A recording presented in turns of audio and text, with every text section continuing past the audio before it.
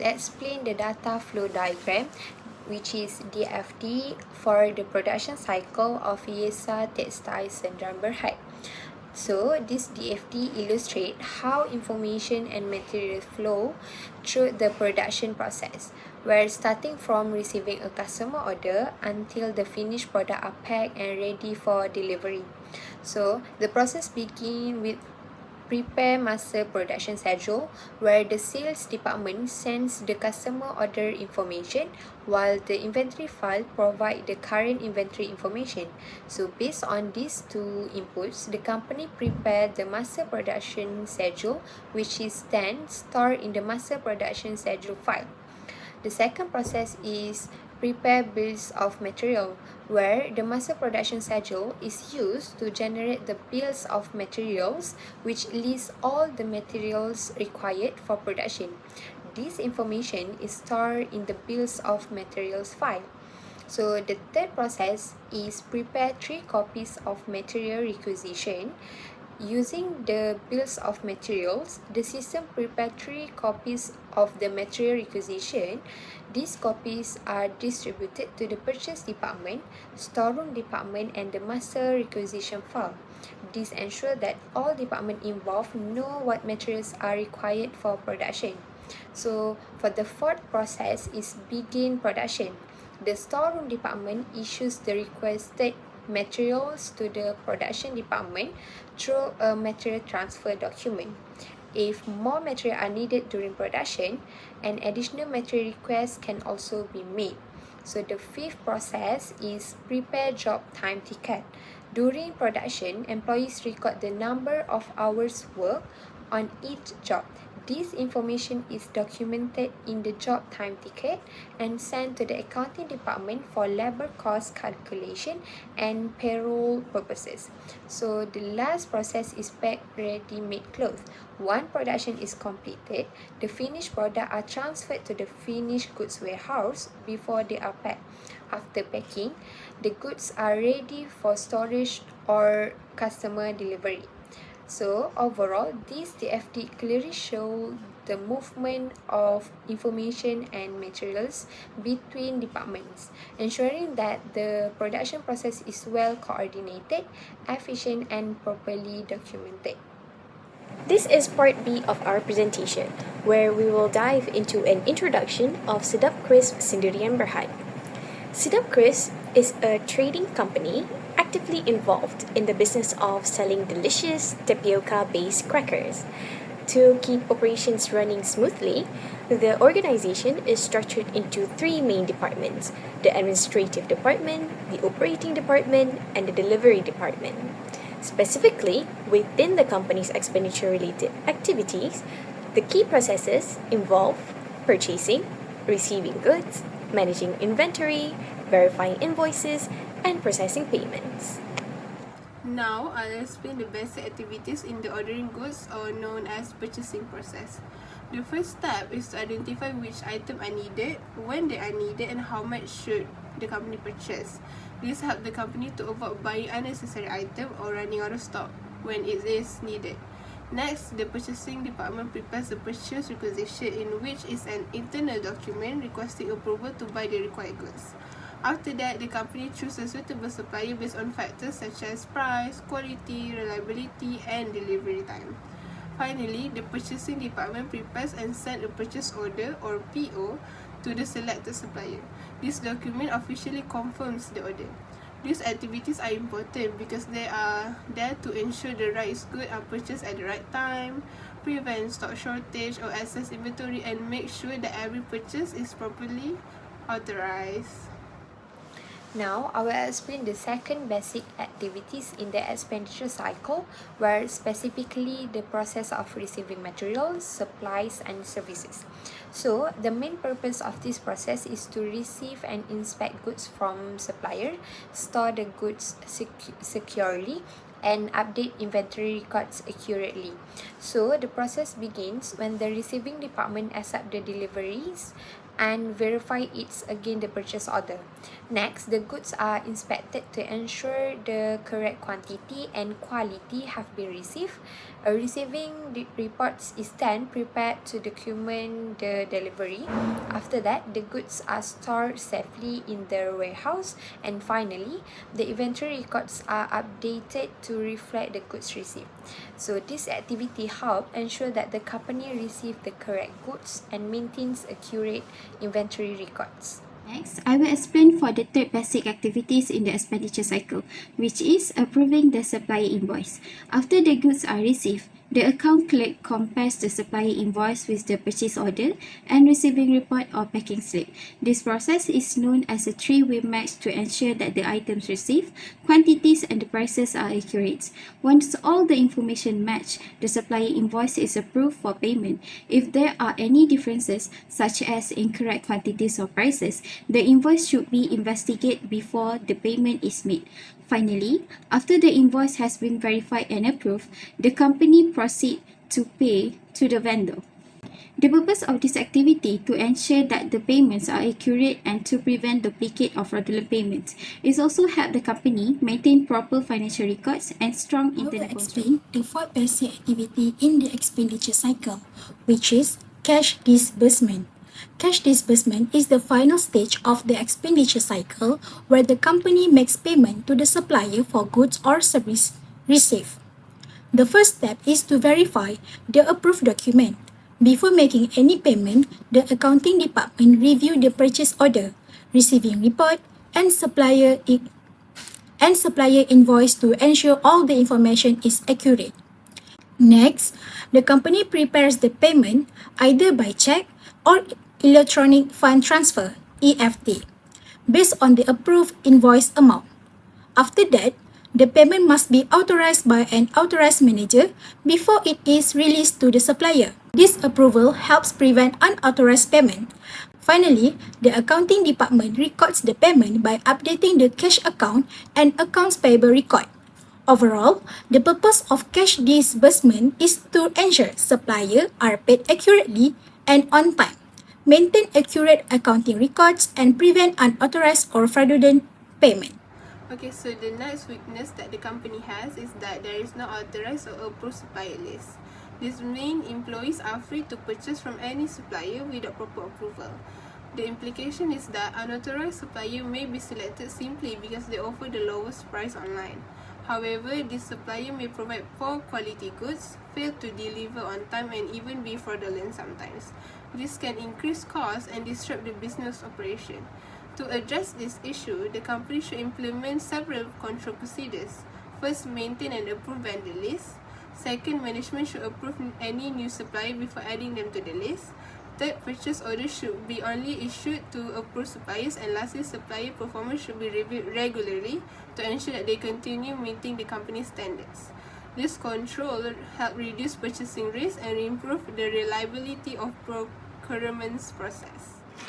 Now, I will discuss the second weakness in the expenditure cycle, its application and the recommended control procedure.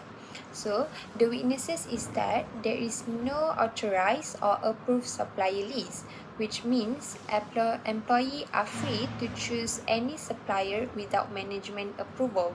As a result, purchasing decision may not follow company policies. So, the implication is that employee may purchase from unauthorized supplier, especially those offering the lowest price found on the internet. Although the price may appear cheaper, the supplier may provide poor quality materials, unreliable delivery, or even fail to deliver the goods. This can affect production efficiency and increase business risk. So, to address this issue, several control procedures should be implemented. For the first one, the company should maintain an approved vendor list that contain only trusted and verified supplier. Second, management should review and approve any new supplier before adding them to the list.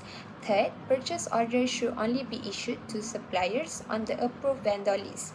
Lastly, supplier performance should be reviewed periodically to ensure they continue to meet the company's quality, pricing, and delivery standards. This control helps reduce purchasing risk and ensure that the company deals only with reliable suppliers. Next, another weaknesses identified in the expenditure cycle, which is the lack of authorization on purchase orders made by the purchasing clerk. Based on the case, the purchasing clerk can prepare and send purchase orders without obtaining approval from any authorized person. This means that the clerk has fully authority to place orders, which is a weakness in the company's internal control system. The implication is that unauthorized or unnecessary orders may be placed. The clerk could also order more items than the company actually needs, resulting in excess inventory. This may increase purchasing costs, inflate expenses, distort inventory valuation in the financial statement, and expose the company to employee fraud and misconduct. To overcome this weakness, Sedap Kris Sdn Bhd should implement a formal purchase order authorized process. Every purchase order should be reviewed and approved by the purchasing manager before it is sent to the supplier. In addition, the company should use pre-numbered purchase order to improve accountability and ensure that every order can be properly tracked and monitored. These control procedures will help prevent unauthorized purchase, reduce the risk of fraud, and strengthen the company's internal control. Now, I will explain weakness number 4. The weakness is that no copy of the purchase order is sent to the receiving clerk. This creates several problems. First, the receiving clerk cannot verify whether the delivered good match the purchase order. As a result, incorrect quantities or wrong item may be accepted without being detected. This also increases the risk of receiving goods that were never ordered and weakens inventory control, which may lead to fraud or inventory discrepancies. To overcome this weakness, the company should send a copy of the approved purchase order to receiving department before the goods are delivered. In addition, the company should use a blind purchase order, where the quantities are hidden. So, the receiving clerk must independently count the goods received. After inspecting the goods, the receiving clerk should prepare a receiving report. Finally, before any payment is made, the company should perform a three-way matching between the purchase order, receiving report, and supplier invoice to ensure all documents are consistent. Now, we are going to analyze an internal control issue within the expenditure cycle, specifically the last weakness identified in the system, which is there is currently no restriction on access to the stock. Essentially, anyone can walk into the storage area without authorization. Now, why is this a major concern? Leaving inventory completely exposed leads to several serious implications. First, it directly opens the door to the theft of inventory. This leads to inaccurate inventory records, making it impossible to trust the numbers on paper. Consequently, the business faces unexpected stockouts when items run out, or conversely, excessive ordering when items are thought to be missing but aren't. Ultimately, because anyone can access the stock, there is a total inability to assign accountability when things go wrong. To safeguard the business, we must implement strong control procedures. We recommend 5 key actions. First, we must restrict physical access to the stockroom entirely, allowing only authorized personnel inside. Second, require proper documentation of all transfers of inventory, so every movement is recorded. Third, conduct periodic physical counts of inventory to cross-check our actual stock against system records. Fourth, enforce a strict segregation of duties so that the individuals managing the stock are not the same ones managing the records. And finally, modernize the warehouse by implementing the use of barcodes and RFID tags to track asset automatically and accurately. Now, we move on the fraud risks that may occur in the expenditure cycle. So, for the first fraud risk is excessive purchasing. This happens when employee intentionally order more goods than the company actually needs. The extra goods may be used for personal purposes, stolen, or even resold for the personal gain. As a result, the company end up with excess inventory, higher storage costs, and financial loss. Another common risk in the expenditure cycle is the kickback scheme. A kickback scheme happens when the purchasing clerks accept a bribe, gift, or personal benefit from a supplier. In return, the clerk chooses that supplier instead of selecting the ones that offer the best value for the company. And as a result, the company may end up paying higher price or receiving lower quality goods and services. This type of fraud is difficult to detect because the transaction may appear normal. Therefore, the company should implement strong internal controls such as segregation of duties, management approval for supplier selection, periodic supplier review, and monitoring employee relationships with suppliers. By having this control in place, organizations can reduce the risk of fraud and ensure purchasing decisions are made in the company's best interest. Lastly, billing fraud. This specific risk occurs when internal controls break down during the verification process. First, the essential safeguard, which is the comparison between official documents and the actual delivery, is bypassed.